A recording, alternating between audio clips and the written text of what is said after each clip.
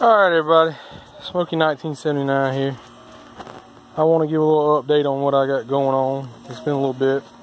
So, let me get this stuff off here for a minute and let you look. Alright. So, I do have the ball joints put in on this side. The other side was already done. I got the knuckles back on. Got the spindles drilled out and put on. You know, use some grade 8 bolts. Probably thinking about I need to probably get some washers put on the front side. I do have them on the back side though. So I might need to do that. But a little update on my lockout hub conversion and what happened. So things didn't go exactly as I had planned. I had done a lot of research and reading and everything else, but didn't do enough. And basically, because I have an 02 in 2000 and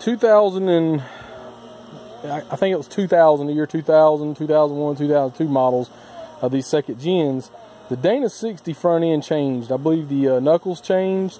They, you can see they don't slide off and on like that onto the ball joints. The ball joints, I believe, are reversed, if I remember right. So they slide on a little bit different. And the brakes changed, the calipers changed, the rotors changed. So a lot of that's different. So basically, I had done all my research, and my info was off of 94 to 99s, really. And when I went to bolt the forward hubs on, and don't pay attention to the spacer, this is just some stuff I had going on and trying to figure out some stuff that I'll get to in a minute. But basically I was trying to use those forward rotors off the 95 and going to use my brake calipers, my brake pads, and use the Ford spindles hubs. Well, when I got it bolted up, there was about an inch gap between the brake pad, the brake rotor and the brake caliper. And then that's when I started going like, what the heck, and started doing some more research. And, you know, after a few hours of reading forums and many pages in different forums, and I had found out they changed. So now, you know, hey, I'm already into this project, kind of all in at this point, you know. I'm going to make it work. I mean, I done ordered new hubs and then ordered the spindle, the outer axles, and I got all this money tied into. I got to make it work, and there's got to be a way to make it work. I've read where a few guys had done it, but they weren't real thorough in their explanations. And one of them, I just didn't really like the way he made it sound. And some of them were talking about welding or building brake caliper brackets and putting these spacers and yada yada yada. And I don't know. It just all wasn't adding up to me, and it was like, this just seems like too much. So, I done a lot of research, and basically these Ford brake caliper, these Ford rotors, you see how the height of them? So I'm talking about from the back of the rotor all the way to the facing there, the top half, where it mounts to the hub. You can see they're like 3.12, 3.22, something like that, somewhere right around in there anyways. Well, if I had a higher height there, it would essentially reach back farther, and it would go into my, you know, brake caliper. Well, and as you can see, how it bolts is right here, right there, and down there, and up here. And it fits right in here. So it would reach. Well, I've done a lot of research, many different years, many different models. To keep my bolt pattern, and what I came up with is the actual factory rotors on these trucks are the highest in height that I could find, which are 4.02. So they're almost 1 inch thicker than these. Alright, so hey, maybe those will work. Well, I have a rotor over here, and you can see it's thicker. Problem is, because the Dodge don't have no hub or nothing, the diameter here is smaller. So when I go to bolt this on to this, your back flange there doesn't want to seat in there, spaced out. But I tightened it up the best I could with some bolts just to get an idea, put my brake caliper in there and stuff, and it actually seated back too far, but it's also spaced out, you know, a good 1/4 of an inch or more. It's gonna be close, people. So what I'm doing is, I got some stuff there in the boxes there. What I'm planning on doing is taking it to work tomorrow, and I'm gonna try to take it to a machine shop on my lunch break, maybe, and drop them off and see if, number one, they need to machine this down right here about 3/10 of an inch, I think it is, 0.3, whatever that comes out to be. I'm not a machinist, I'm not that great with all these numbers. They need to machine that down. So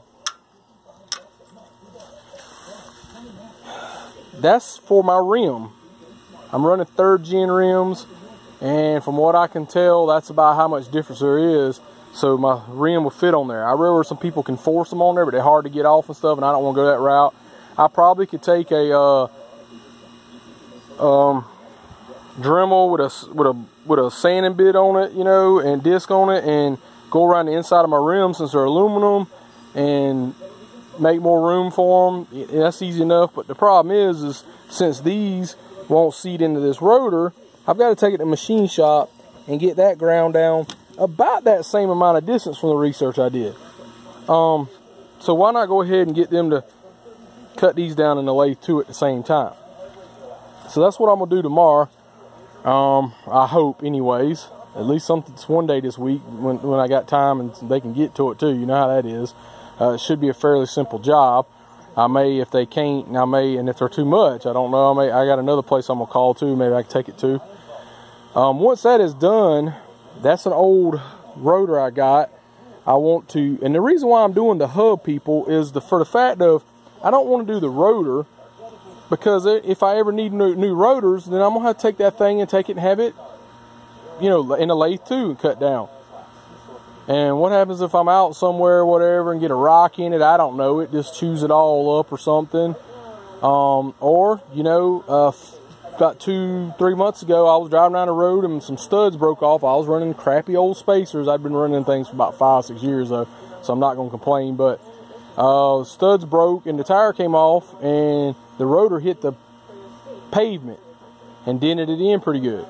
I was lucky I had an old rotor at home that wasn't in great shape, but it was usable. It just was a little grooved up.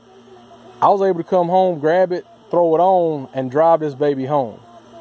You know, once I put some studs back in it stuff. I don't want to be needing machine work done. So once I cut these down, hey, I'm done with it. The front half needs to be done either way. So once I get these on there, from my measurements, again, it's kind of hard when it's not bolted all tight and my pads are a little bit worn out. I think once I get new pads, it's going to be really, really close. I don't know how close. I mean, I was guesstimating 1/4 of an inch, but I think with new pads and the thickness of them and stuff and fitting on that rotor, it could be closer than that. Maybe like 3/16 of an inch or something. So, you know, I don't have a definite answer on this yet, but I'm hopefully going to have it really, really soon here, because if I get these cut down in the next few days, I'm going to be able to bolt them together, and then I'm going to know how much distance I need. When I come up short, what I do is plan on running something like this right here. Putting a spacer on the face of my rotor to separate it and the hub. Obviously nothing that big. These I've already had, and I was running them, spacing my wheels out on the factory Dana 60 front end. So I won't have studs and all that going on, you know, they'll be way thinner. And, you know, to be honest with you, if it's close enough, and I'm talking about like 1/8 of an inch, 1/16 of an inch, I am probably just going to go get me some grade 8 washers and put up in there on each stud. You know, I'm not going to be stacking washers and stuff. Let's don't get crazy with it, people. But you know, if it's just a 1/16 of an inch or something like that, without getting me a custom spacer made or something, I'll probably just slap a washer up in between each one of them when I bolt it together, just to give me that hair of a space there. And you know, I don't see that hurting a single thing. I'm hoping it's that close, actually. I'm hoping it bolts right on up. I don't know. I did use the Ford outer axles. I read where some guy that done this on an 02 said he uses Chevrolet outer axles and yada yada yada. I'm no expert at this stuff, but you know, it looks fairly well lined up to me. I mean, it's right above the ball joint there. I guess it could come out a little bit farther.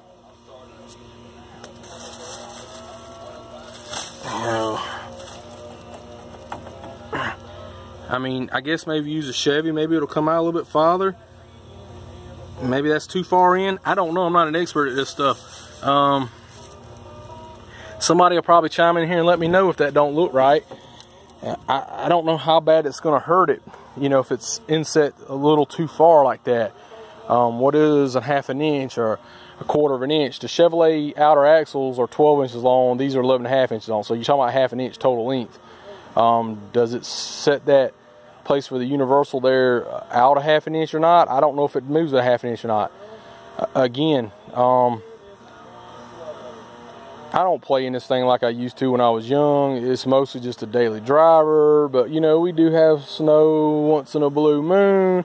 I do have to take it up in the woods or something to get the old tractor out or something when I get it stuck and doing something. You know, there's the occasional, you know, climb up a bank or something, you know, we go to a parade, you know, maybe I pull off side road down into a ditch or something, you know, and I need 4-wheel drive. These old things are so light in the rear, they just spin so easy, you know. But as far as just getting out there and just, you know, maybe with a snow plow and, you know, wintertime putting a couple 1,000 miles on it, you know, plowing in 4-wheel drive or something, that stuff might be off enough that it wears things. I don't, you know, somebody enlighten me if I'm wrong. I don't really see it being a difference to just lock it in once in a while. But somebody please enlighten me if I'm wrong on them U-joints there. Again, guys, I hope I get this thing together really soon. I guess a few things I'll touch bases on while I'm at it. I did get my cover to get on here, you know. Did get my compressor rebuilt. Funny thing is, I actually ordered the wrong kit. My fault, not the people. They didn't send it wrong. I ordered it wrong. I had been looking for days and days, just trying to find the cheapest thing, whatever. I'm always penny pinch. And when I got ready to order it, I found a kit and ordered it, and it wasn't even the cheapest one, but for some reason, I didn't read the description right or something, and I ordered it. And it seemed like I was having trouble finding this year Cummins compressor kit. So anyways, I ordered a kit. Go to put it on. FYI, you do need a puller to pull this off. This I got off fairly easy, but this I needed a puller. You know, you got a shaft that basically screws in right here. You got your little arms and it pulls it off, and you can reach back here behind it. Anyways, I get it off, and the more I look at it, I'm like, hey, these grooves aren't right and stuff. I had ordered one for a 5.9 gas motor, not diesel. So I get it apart. You know, my bearings sound like they had some noise in it. This facing was definitely wore pretty heavy. I get it. My main reason for rebuilding it was the coil was bad because it was popping fuses. I get it apart. Well, the coil part is exactly the same. The only difference is it was a hair short. But I mean, it's exactly the same. Plug looked the same stuff if I remember right. This, of course, lined all up perfectly fine. Looked a little different, and it might be because of aftermarket, the facing, but I mean, it was the same size. Well, looked at my bearings, and they really didn't look bad. I didn't really see nothing horrible or anything. Again, do I order a whole nother kit? I just spent 60 bucks on this kit. Do I order a whole nother kit or what? I'm gonna make it work. You know, if it works for a year or so, it's not be that bad to change it out. So I actually cut the plug off my old coil, and then buttered them together and put some heat shrink over them or whatever.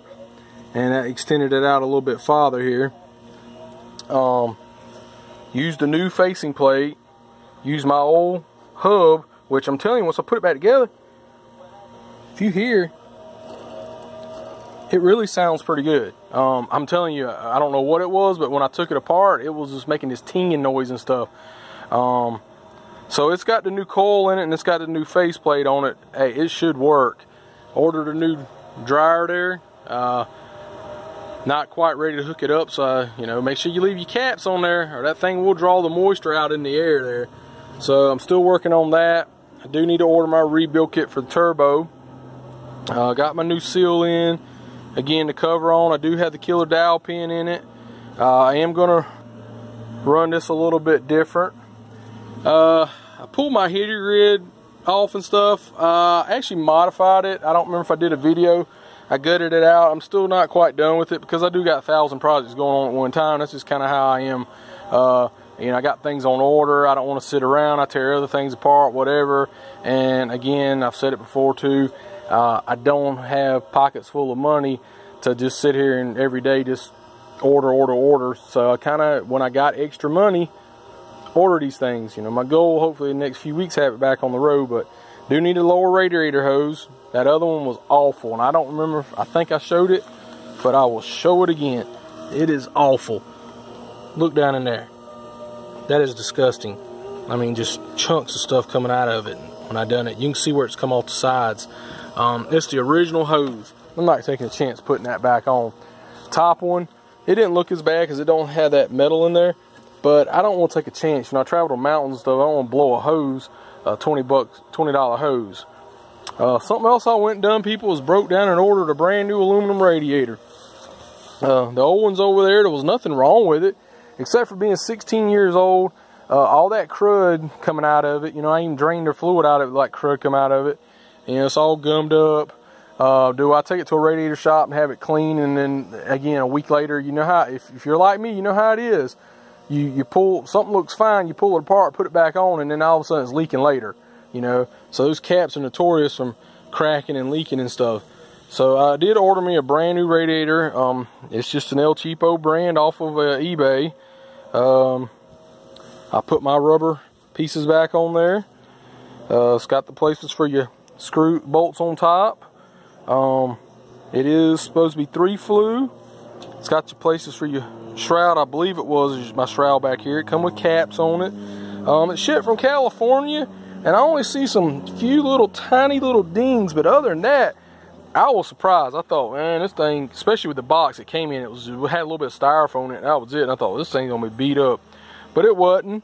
You got your drain down there, plug. Got your little studs right here to go on the bottom. The only thing this one does not have that your factory does have is, if you notice, doesn't have the tabs for the shroud. Yeah, there's down in my nasty old one. Look at it. See what I'm talking about, people?